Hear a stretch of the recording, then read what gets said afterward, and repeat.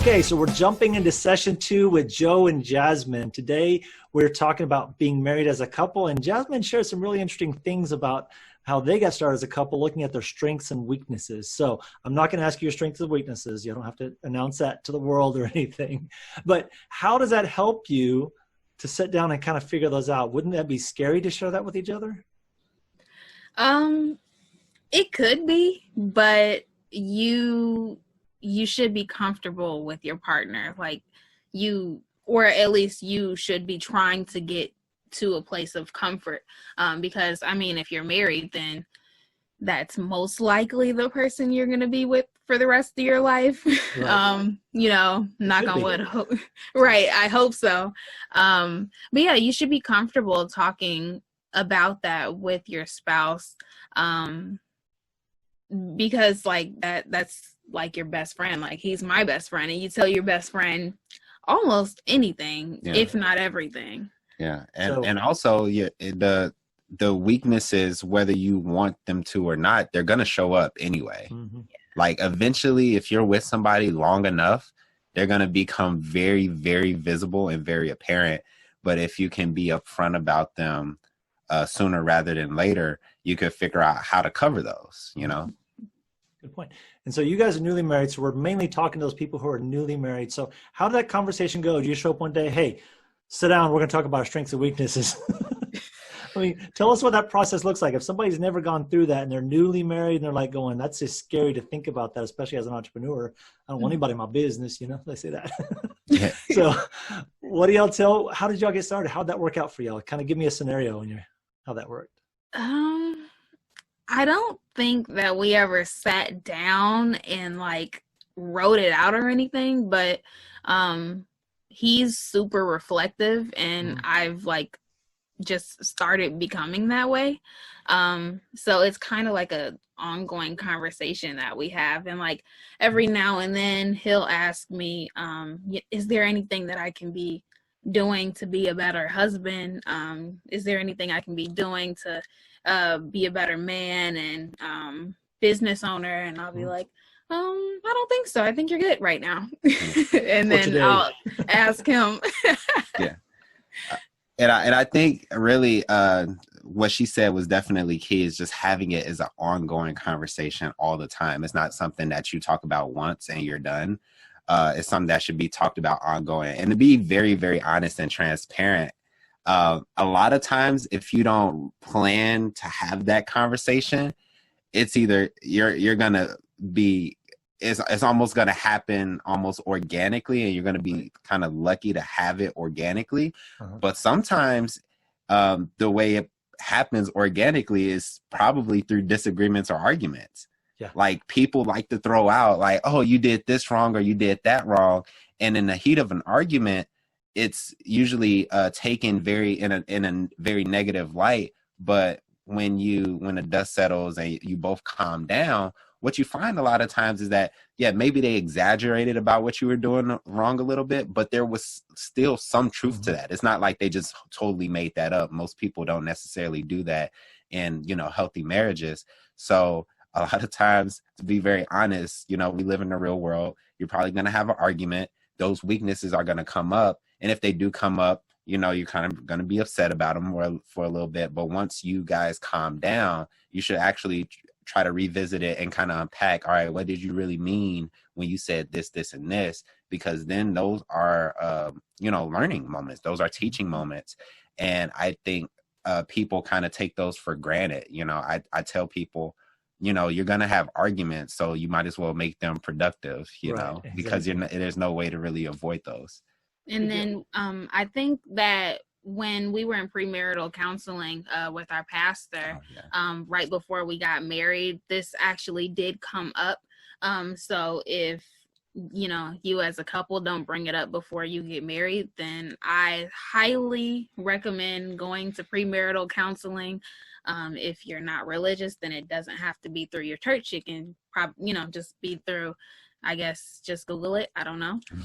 But it should come up before you even get married, because you need to know what you're getting yourself into. Absolutely. Yeah, my wife and I, when we first got married, we actually did a personality test together. So we go through each segment and we talk about how does she fit into it and how do I fit into it. And that gave us a framework to have that conversation. Because like I said, she's not an entrepreneur. It's a little bit different when they're an entrepreneur, you know. Yeah. Conflict resolution, you guys talked about arguments. It is important in a relationship to have arguments because that's how you learn each other. It's important not to get heated, like you guys said. So I agree with that. So how do you revisit that conversation just in your personal lives after you have that heated argument and she says or he says, y'all both calm down? How do you restart that conversation? Yeah. So a lot of times with us, it happens kind of in a weird roundabout way. Like we'll argue about something and then the next day we'll be doing something or talking about something, and it'll like kind of bring up an idea that happened during an argument. And I remember it happened to us the other day. I forgot exactly what we were talking about, but we were in the car and I said, oh, like this, I was explaining something that happened to me as a child and how it affects the way that I see things now. And I told her, this is how I felt, you know, this thing that happened to me as a child, this is exactly how I felt in this specific situation. And she was like, oh, you didn't say that before. And I was like, I wasn't thinking about it. And what I think a lot of people need to watch out for is different childhood traumas actually show up later on in life. And it's a lot of times it's subconscious. You're not really thinking about it. And now that I'm thinking about it, I kind of remember the situation a little bit. It's not too personal, but when I was younger, like my house got broken into a lot and people like stole a lot of stuff from me. And like would kind of tear up stuff and then just leave. And I told her that's why like one of the worst things you could do to me is take something from me. Especially because I view myself as a fairly generous person. If somebody would have just asked, I probably either would have let them use it or borrow it or something like that. So when anybody takes something from me, like it's really, it brings those emotions back up and it's really, really hard for me to kind of manage. And I told her we had a situation where I felt like somebody in our family kind of took something from me and she kind of thought it wasn't a big deal. And I was like, it felt like a big deal to me because this is what I went through. And I wasn't able, and it started a huge argument. Couple arguments. Yeah, like a while back ago. But I didn't think until that time that that's what it was. So a lot of times it'll sometimes just pop up organically later.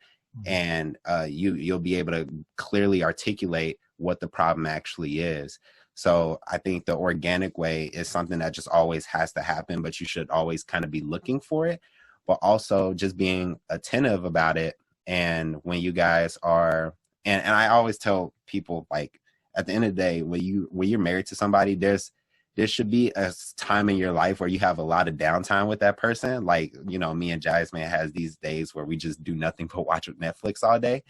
In that rest day, it's really easy to take maybe 20 or 30 minutes out and be like, hey, you said something the other day. I didn't quite understand it. Can you try to explain it again now? Because when you revisit it with a clear mind on a relaxed day where you guys don't have any real obligations, it's really, really simple to kind of recollect what you said. And I tell people I'm an exaggerator. So I have to do that because I was like, I know I said this, but I meant it, but it was like, it's not as bad as I made it seem then. It's really just this. So it's really easy to unpack it later, but you got to really pick those moments that are really calm for both of you. Good deal. You have anything to add, Miss Jasmine? I don't think so. I honestly forgot the question because I was just listening. Conflict resolution. Conflict resolution. No, I say the same thing. I mean, we just go revisit the conversation a lot. Yeah. Jasmine's better at it than I am, though. One of the things I've noticed is if you do watch these movies and everything, there'll be situations in the movie that you can pause the movie and have a conversation about that situation. Well, what would happen if we were in this situation? Oh, yeah. She loves to do that. If I said this, what would you happen? Yeah, my wife, I'll start talking. She'll like, let me pause it. She's got to pause it for me. So I just start blabbing. Hey, what about this? And I'm off in another world. Yeah. It's better to talk about it when somebody else is going through it as opposed to yourself. Exactly. So that's really smart. Exactly. I always make sure, if it's a zombie apocalypse and I turn into a zombie, like, are you going to kill me or are you just going to chain me up and wait for a year? Exactly. She has to know that thing. Right. Oh, somewhere I'm going to use that as a promotion. If you're a zombie, would you tie up your wife?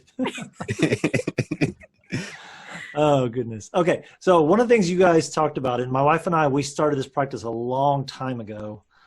We've been married almost 15 years, a little over 15, 16 years. I'm losing track. I don't even know what day it is. That's awesome. 16 years this year. Okay. Just in case my wife does hear this. She's around here somewhere. But we started debriefing each other. That's very, very important. You said it earlier, and I don't think you realized the word debriefing came out. But as a couple, we sat down, how did your day go? And I just shut up. As a guy, I'm trying to solve problems, I know. But I have to just shut up and just say, just talk. And you just listen while she just verbally vomits, and that's perfectly okay, about her day. And then do the same thing for yourself. Hey, here's some things I went through today. Do you mind listening to this? I have this idea in my head. I'm not sure it's going to work out. Can I use you as my sounding board? And so allowing those times, and there for a while when we first got started, we had a scheduled time every week that we did that debriefing, because that way we both knew if we're having a frustrated week, here's our time where we can just vent. And we understand. I walked into her office earlier today. I was like, you mind if I just vent for a minute? She's like, absolutely. And yesterday we had the same thing with her. We went out to eat. It was actually 2 days ago. And she's just like, okay, I just need a vent. This is just going on right now. I'm like, go for it. And she just vented. Yeah. It's so important. We think we have to be perfect around our couples, around our spouse. But like I said, they're going to see all the good, the bad, and the ugly. And if you can just be real with that person's there to support you. That person's there to comfort you. The person is your partner in life. And you got to look at it that way, every part of your life. Absolutely. So you guys have any other thoughts on debriefing? Do you guys do it more regularly? Is that just something that y'all kind of...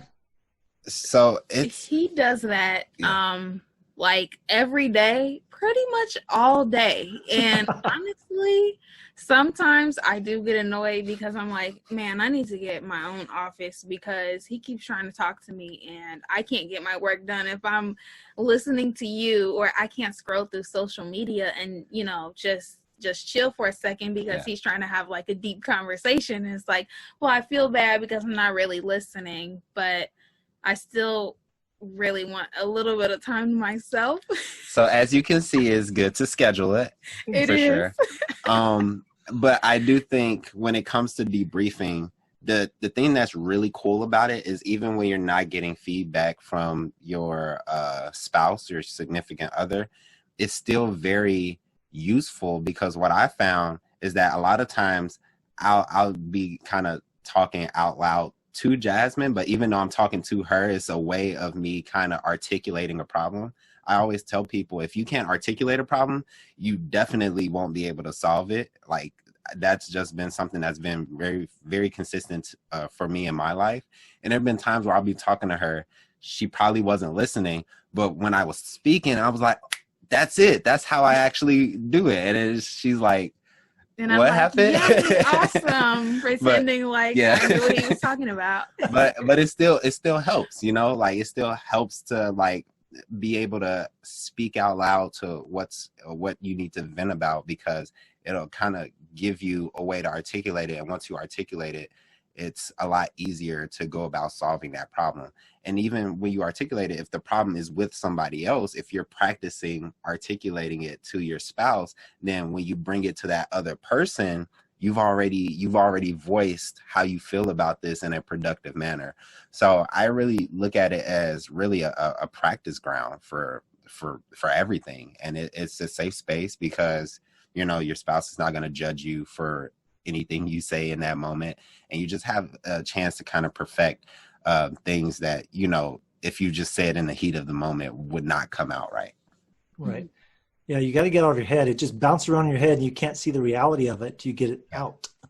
Absolutely. I love that you're doing that. You have Audible and you can hear it. Oh, now I hear how that sounds. It's just kind of that processing thing. Absolutely. All right, so we're going to shift gears a little bit now into, tell us about your 5-day mini course that you guys are offering. It has nothing to do with marriage, I know that, but it has to do with entrepreneurship and financial knowledge and so forth. So tell us what's in that course. So kind of to tie it in a little bit, actually, we created this this course. This is mini training that's based off of a bigger course that is a 19-step process of what we've seen wealthy individuals actually do in order to build wealth. And the reason why we came up with that course is because what we've noticed is that in a lot of the relationships we've seen in life, money is a huge issue, like for a lot of people. We know a lot of people who, like, you know, every time they argue, they're always arguing about money. Like every single time. It's like it never fails. They can't agree what they should spend on, what they shouldn't spend on. You know, somebody comes home with something, oh, you're spending money again and stuff like that. It's just really, it's something, I look at it as a problem.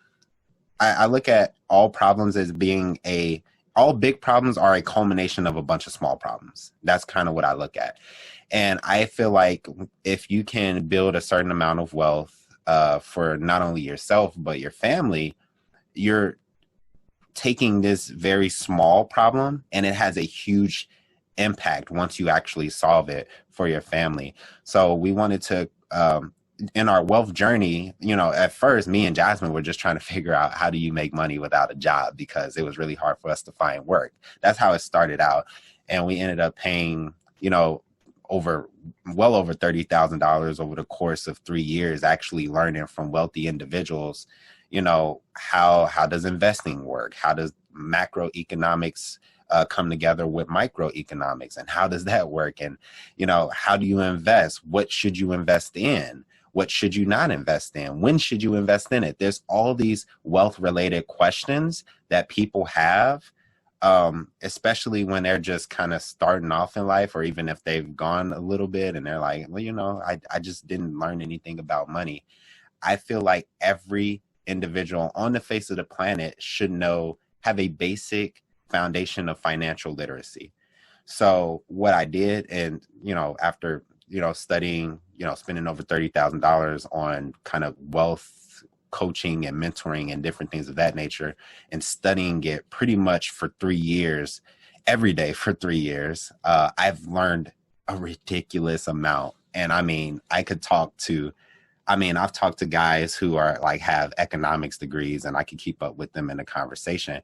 But how do you make all that financial information practical to where a teenager can understand it? That's the tricky part. That's the hard part.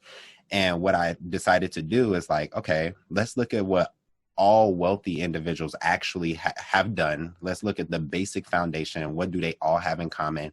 And I figured out that they all have these 19 steps in common.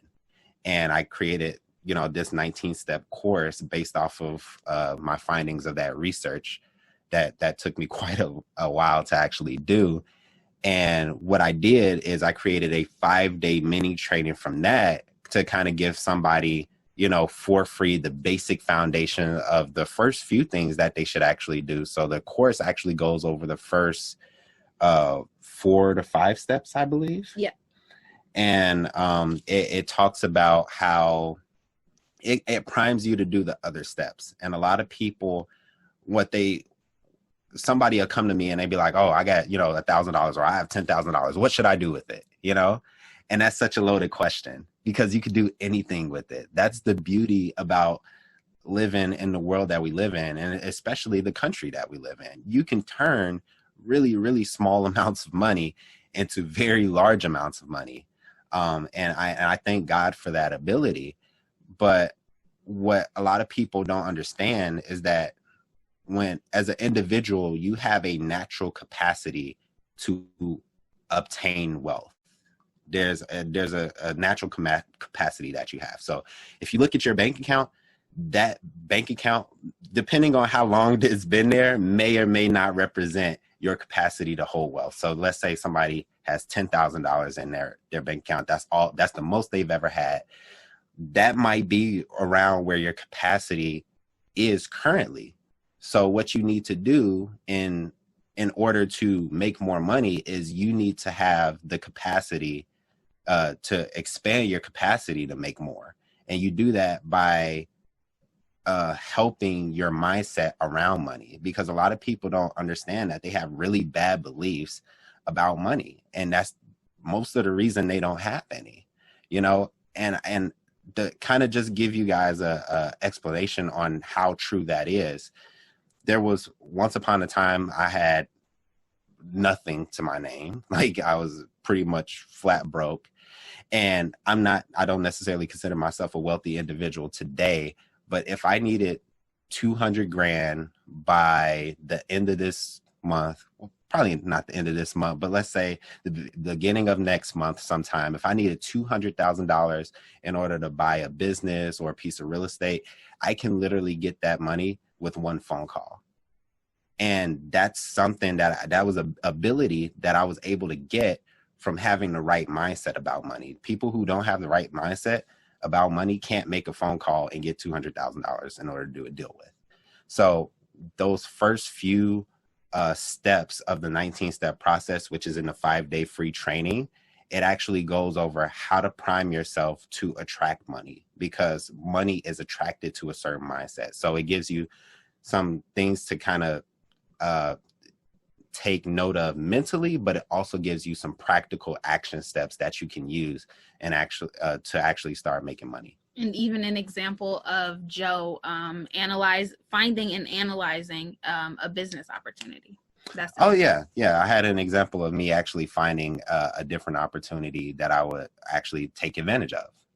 And they can actually look over my shoulder. I did a screen share of me actually going to a certain website, clicking on things and finding an opportunity where somebody can make a pretty substantial return on their money, like really, really decent sized return on their money. Cool. Well, thanks for sharing. How can people get in touch with you guys? I know you're found at abundantculture.co. Is that the best place to connect with you guys? What are you on Facebook? Yep. So the best place, if you just want all the information that we could possibly give, that is on our website at abundantculture.co. But we're also on Facebook and Instagram as well, at Abundant Culture on Facebook, and then abundant.culture on Instagram, because, without the dot, it was taken. I understand. Well, good. Thanks for being on our podcast today, guys. Any final words you want to tell people that they've heard your story, they heard your course? What would you tell them to do if they're like, well, I don't know if I want to get this course. I don't know if I want to sign up for these things. What would you tell them? Yeah, I would just tell people, just commit to a certain amount of time that you study wealth or money every single day. I mean, I went overboard with it. I do not think people should watch 4 to 8 hours of content, because most people have jobs and you probably don't have the time to do that anyway. Mm-hmm. But I tell people, maybe commit to maybe 20 minutes of just studying some type of financial literacy content, 20 minutes every single day, and just see where that leads you. I believe that consistency builds over time. It compounds like interest. And if you become more consistent in your study, you're going to find answers. At the end of the day, I think most people's the hardest thing, the biggest hurdle that a lot of people have is that they don't have any momentum. You haven't started doing anything. And if you're one of those people and you know who you are, if you haven't started doing anything, just start doing something. And I mean, I want that to be my course, but if you want to kind of research and see what else is out there, just donate 20 minutes of your time to doing that. And like I said, the 5-day mini training is totally free. You're not necessarily obligated to buy the course or anything. That can be the start of your 20 minutes per day, watching that mini training. And then that will lead you into the next thing that you need to learn. And that'll lead to the next thing.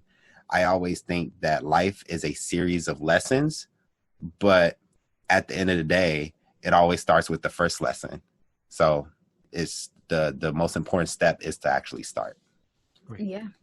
And to get more out of life, you really just have to keep asking questions. That's really what it boils down to. Questions about finance and money, questions about marriage and, how to be a better husband and wife, questions, if you're religious, how can you be a better Christian? Just keep asking questions. Absolutely. Great. So guys, if you're listening in, you've listened this long, you know how great these guys are. So sign up for their 5-part course. Watch over a couple of times you have to kind of get that ball rolling, but there's always something we can learn from everybody. I learned a little bit today from these guys, and hopefully you guys, everyone who's listening, has learned a little bit from our podcasts. We'll see you on the next podcast. You guys have a great day. Thanks again, Joe and Jazz. Thank you so much.